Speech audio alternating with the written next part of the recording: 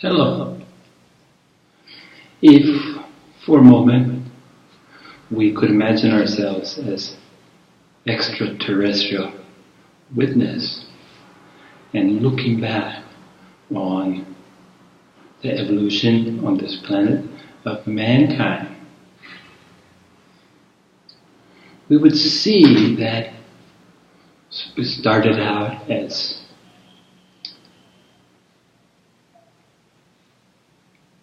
nomadic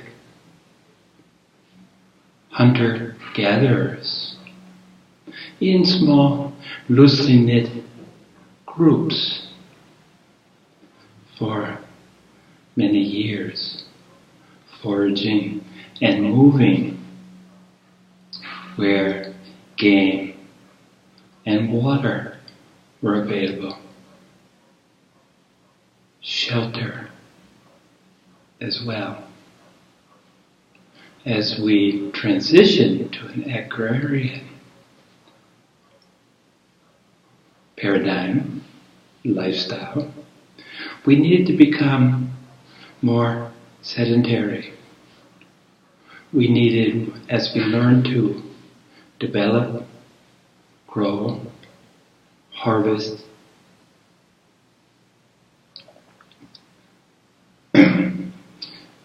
plants, and to domesticate animals, both as companions and as a source of food.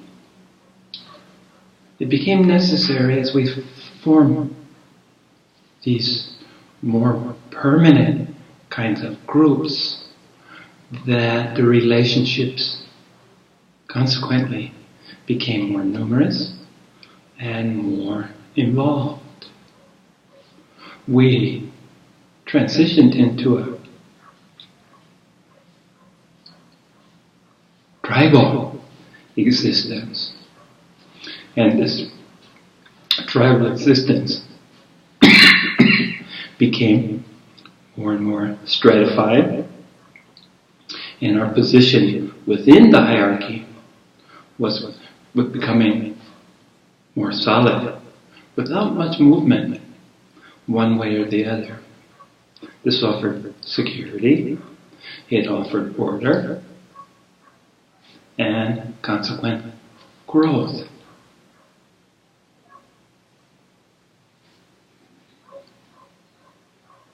Now, in the world in which we find, to bring us up to modern time for a moment, the world which we find ourselves in is very obviously east and west.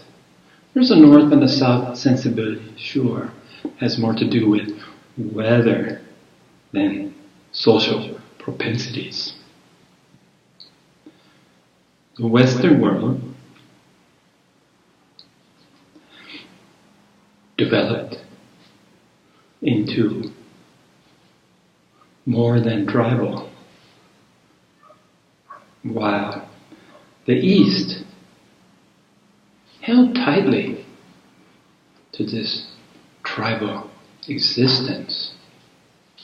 Of course, the tribal existence got more sophisticated.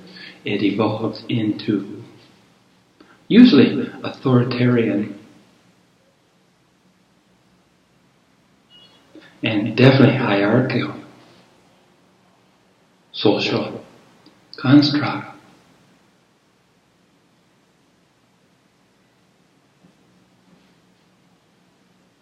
This can be seen very clearly in how we name ourselves, the process of accepting a name.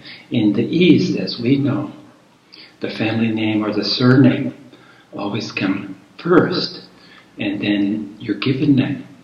And this was to reinforce the concept that the group was of primary importance, that the individual was of little consequence.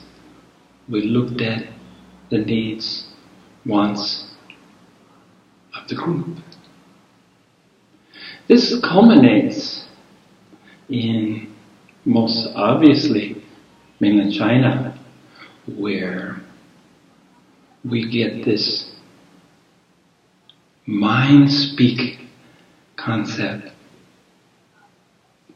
The verbal dialogue from all the inhabitants matched whatever the top of the elite of the social hierarchy, the authoritarians in most cases, dictated. People would readily espouse and constantly show their support for the status quo. But so any kind of individuality, any kind of intubated construct was internalized by necessity. People would keep their real thoughts, their real ideas inside, deeply buried, because to not do so, to express oneself openly in conflict to the accepted, established status quo, was at great risk and peril. They always said, the nail that stands up will be hammered down. So you end up with masses of people who you're never really sure exactly where they stand. They love ambiguity. Ambiguity is the end game of stifled dissent, of mass acceptance, of dictated norms and behavior. It's internalized. So there becomes a schism, a natural schism between what the people think and what the people say. Now, up until a certain period of time, the US, the Western world, followed the same paradigm. Hunter-gatherers, nomadic peoples, learning to become agrarian with the consequential settling in more permanent towns. Again, strictly tribal, with all the accoutrements of tribalism, hierarchical, clear demarcation of where and what and who you were in your group. And it offered security, stability, but it also offered challenges. And as we've seen in our Eastern paradigm, this tribalism, although it evolved and became ultimately more sophisticated, pretty much remained intact with not many exceptions. Where in the West, individualism somewhere the seeds started to manifest, started to blossom. And we can see this again with names, where the given name is the first name. The family name is the second name. Obviously implying that the individual is more important in most cases than his family, where he came from. And along with this individuation came opportunities for personal growth. So Western people developed more so that what was in their heart, what was inside them, was verbalized and spoken out. It was pretty clear cut, in most cases, where one stood,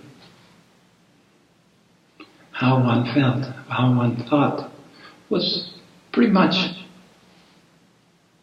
who they were. The face that they wore for the world matched the interior.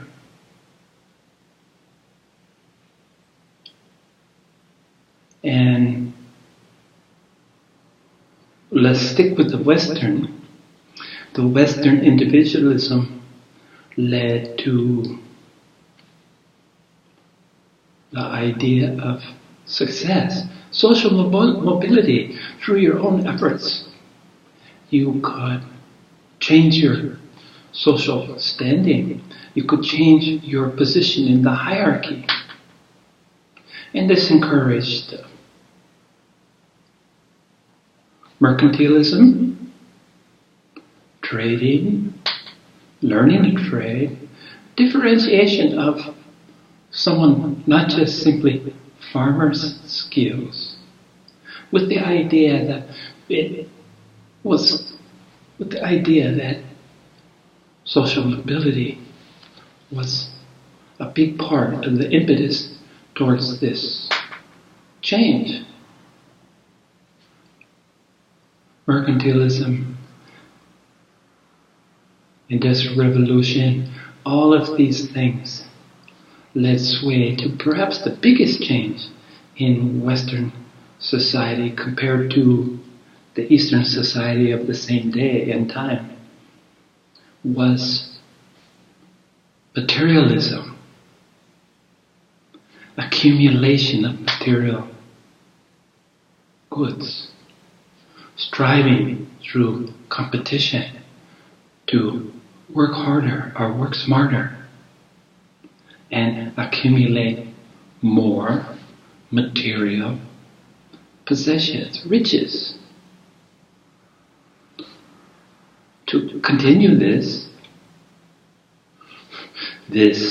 materialism, this push for more riches, more and more and more is better, led to a schism. And the schism had two basic components. One was that development of an elite class, where 1% would eventually control 95% of the personal riches. This imbalance, coupled with the basic understanding and enlightenment, if you will, that Western people continued to develop. And this was predicated on the observation that materialism led to a hollow, empty existence.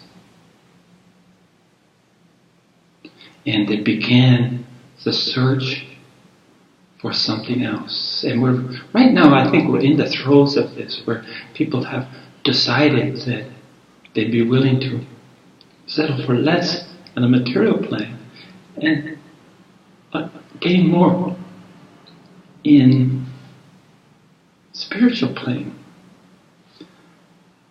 A lot of this was motivated by the destruction that consumerism did, manufacturing, the cost in the environment.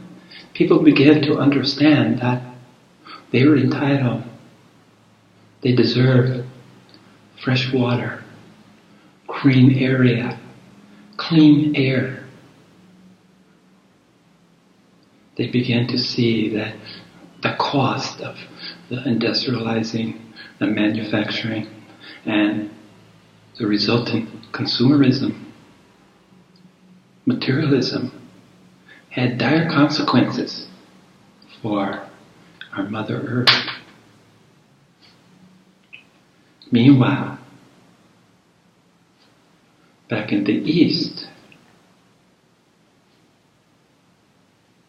the authoritarian governments couldn't help but notice that capitalism seemed to be a construct, a paradigm that increased money for everyone. The standard of life would come up. Capitalism was allowing us to feed more people, to provide for more people, and it began to be lift up. The rise of China in the last 30 years is undeniably one of the prime example, the best example of how far and how fast a country has ever gone. But the powers that be, they wanted to control. They didn't like the individualism of the West because it threatened their power structure, their position in society. Democracy and despots don't make good friends. So China announced capitalism with Chinese characteristics. And in the true sense of their love of ambiguity, it's never really clear exactly what this meant. If you read between the lines, it meant we keep all the power, we still have the centralized utilities, gas, we still control the resources of the country, but we'll throw you a bone. We'll give you the illusion of some individuality, some personal opportunities to improve your lot in life, to change your social status, while retaining the real reins of power. Delicate balance. And we've yet to see how this will play out. And the consequence of this was education system based on rote memory, based on testing, scores on tests. This stress to excel has been exerted on the last 3, if not 4,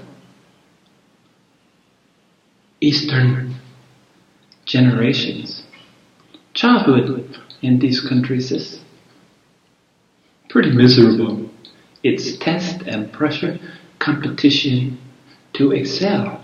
Because if you get good grades, you can get in it's domino effect. Good grades lead to good school, which arguably leads to good jobs and better social status and stability. Improving your lot in life, improving your children's lot in life is reached through this push to excel. Everybody in Eastern countries want their siblings to be number one. And we know that there's only one number one. And everyone else is lesser than. If this is your standard, if this is the litmus test of success.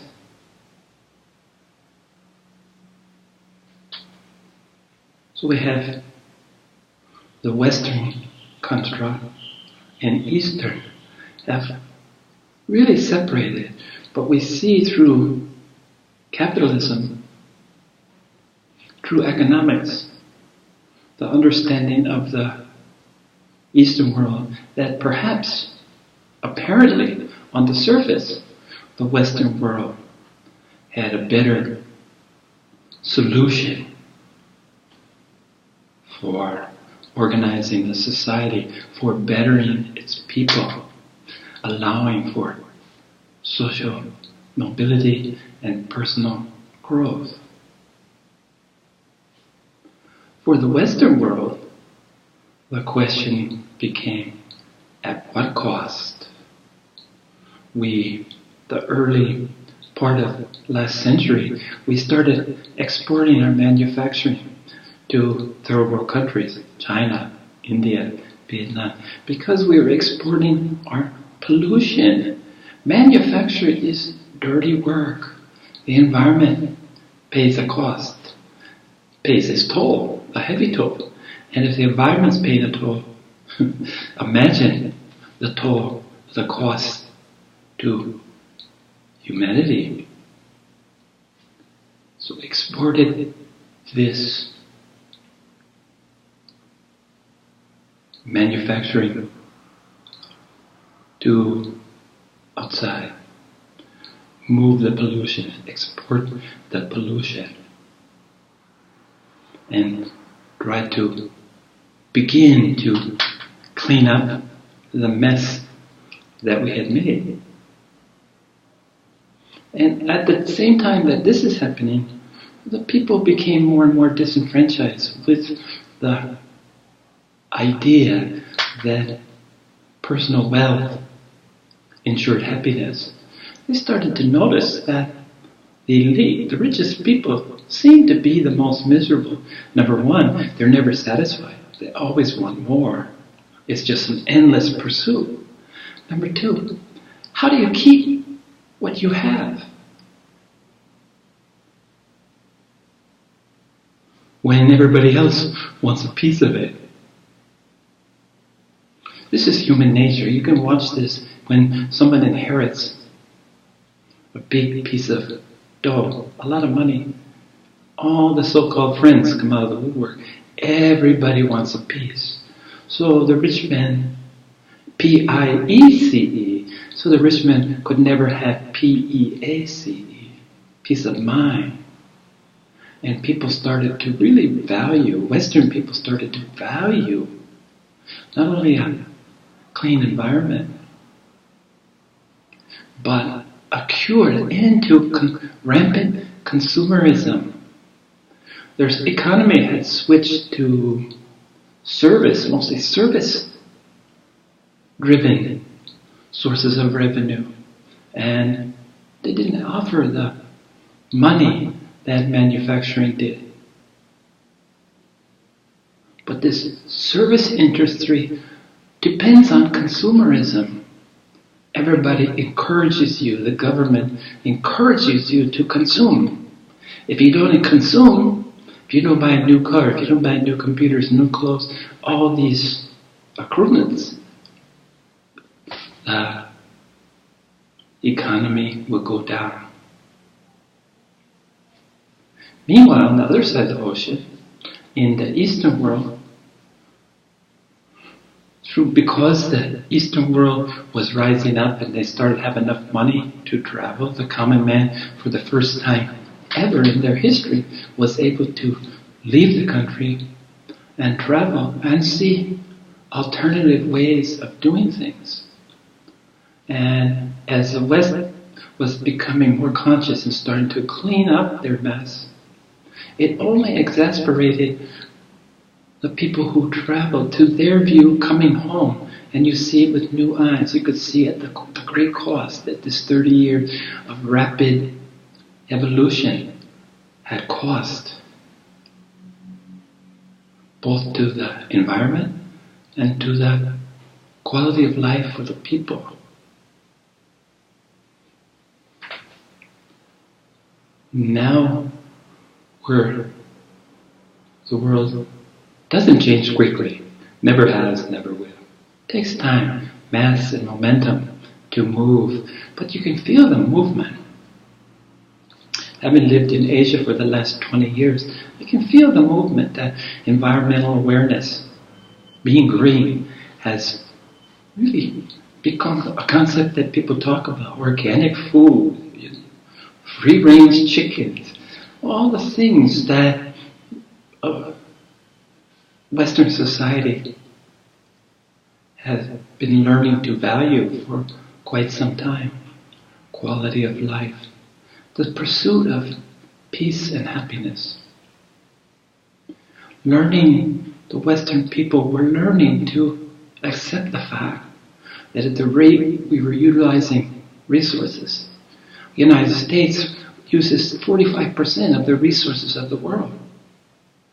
Well, thinking people knew that this could not continue. There had to be a change. And this change entails learning to be satisfied with less. Less material goods. Less consumerism. To be replaced with spirituality, the quest for meaning, the quest for understanding on a deeper level what the world was really about. And this is the last bastion of the old thinking, has been people clinging to the ego and using the ego to define what they are, who they are, define their place in the world, to explain the workings, and not only explain, but to follow, to listen. Listen to the mind. And as people became more aware, they saw the hollowness of this, yet again, the hollowness of this, that everything that they took for granted as being real was up for grabs. This is what quantum physics has brought to us. And I think it will be one of the biggest fundamental changes in the history of mankind is quantum physics. To see that what we took for granted is up for grabs. It's time to reconsider, to reevaluate, to re-explain, to invent new hypotheses, to find more solid facts. People, as I said, having lived in Asia for the past 20 years, I watch people, even though they're still driven by consumerism, money is not only the root of all evil, but it's the end game of all effort. Still is. So it remains to be seen when they get everything. Number one, can they keep it? Number two, is it worth keeping? Number three, at what cost? Now something that enhances the commonality, that bridges this divide of East and West, of all things, is fear. Primal fear has been with us since our very beginning.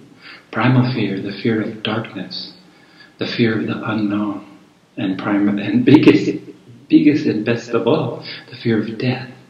These primal fears. Well, fears too, interestingly enough, have evolved. Of course, the primal fears are always there, sitting in our gut. One day or another, have to be brought up, enlightened, light shined on them, and dealt with. But new fears have developed. Fears have evolved as well. Now we have the fear of failure. We must be We must be successful. And all our toys and everything, our lifestyle, is used to measure our success. So now we have fear of failure. When you're in the security of a tribal culture, tribal grouping, your position was pretty secure. There was security, even though you were limited by birth and by your bloodline. You were limited, not much mobility, but you were secure in what you had, who you were, offered some sort of security because there was a consistency. In the West, all things were up for grabs. So we have pull yourself up by your own bootstraps, where we stop being, at some point, human beings and became human doings. The Western world, this was probably pre-revolutionary, industrial revolution. But in this process, we we gained social mobility, but we lost social stability. So this was a new kind of fear. As I mentioned earlier, as you gain more, you start to fear loss. And fear loss is not only material things, but it's also on an emotional level. Fear losing your spouse. Fear of losing your perceived place, the perception that you have of the respect that you're supposed to have earned because of your human doings, because of your accomplishments, because of your own efforts. So now you have something to be fearful for. A new paradigm of fear. So fear is evolving in the Western world and in the Eastern world, all the while retaining the paradigm, the original primal fears. They're not going anywhere. In the Eastern world, we see this fear of failure, the fear of losing face, the fear of standing out, the fear of being different. Things that might be, in the Western world, looked at in a totally different light, a light of acceptance and even encouragement. As a youth, I was taught to question authority. If I had grown up in the Eastern world, I would be told to shut up, listen, and follow the rules. So there might be the illusion of personal freedom more in the West. But evolution, consumerism has certainly come to Asia. And it's not only about accumulating, it's about measurement. It's about measuring your social hierarchy. Money and power are forever coupled. So we have a new type of fear that's evolved in the Eastern world too. And we can see that we've been dealing, as Western world, we've been dealing with the failures of our system for at least 100 years, where we became, more and more of us have begun to question the efficacy of our system. Based on greed, based on acquisition of material things. We've begun to question that. And I can see the rising tide in the Eastern world where they've begun to question. Now, the interesting thing about human beings is that we've always got some spiritual icon, Jesus or Buddha, and we listen to their Dharma, to their teachings, and recognize the correctness and the wholeness in this. So the whole time that we're scheming and materialistic, we still have this examples of a light in the darkness, calling us to be bigger and better human beings. So in a really strange way, in an ironic way, the growth of fears, the new fears that came with advancement of society, came with accumulation of goods, came with accumulation of power. The new fears of loss. In the Eastern world, fear of losing face. Motivating people by shame or blame. Powerful tools in a traditional,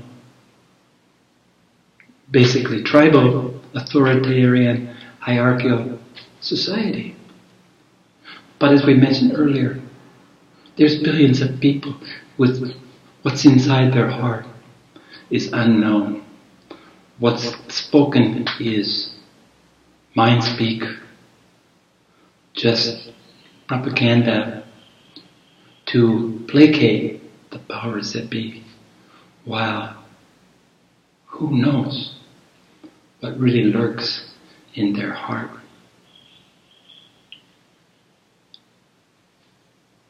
Both cultures need to, again, get closer. Again, minimize the differences. This is done through spiritual inquiry. It's done from recognizing the hollowness of life as society has laid out for us. It leads to questioning the ego with the end game of ignoring it, canceling out its influence. The mind becomes an arena of entertainment purposes only, and true guidance comes from here. Here is where perfection abides in each and every one of us. Recognition of what's so, recognition of the wholeness of life, the fact that there's no beginning and no end.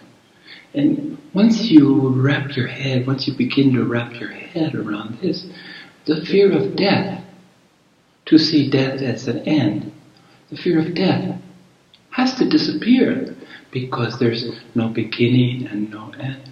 It's continuous, it's wholeness, it's perfection.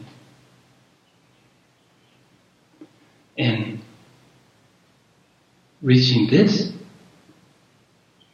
level of understanding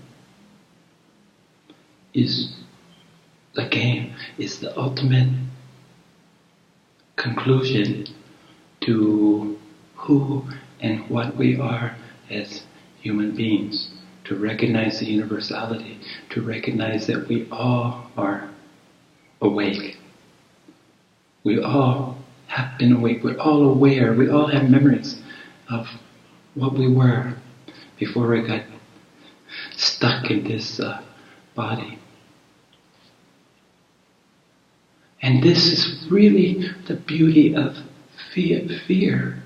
Fear has had an undeniable role in the shaping of who we are, who we have been, and it's playing a part in who we always were and who we will remember we always were.